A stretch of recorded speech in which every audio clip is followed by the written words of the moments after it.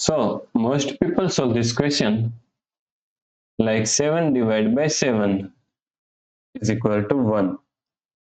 And again 7 divided by 7 and is equal to also 1. Now 1 divided by 1 is equal to 1. But this answer is not correct, right?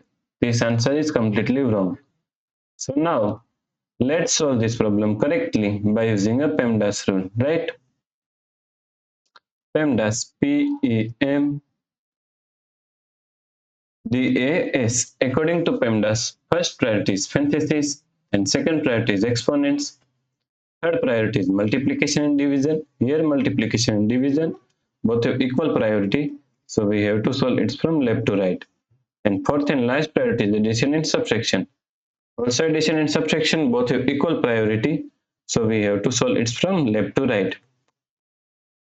So in this question, here we have one division, here division, and here division, and all have equal priority, so we have to solve it from left to right. So first we have to solve this division, right?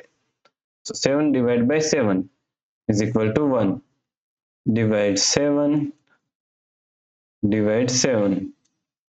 Now 1 divided by 7 can be written as 1 upon 7, right? Divide 7.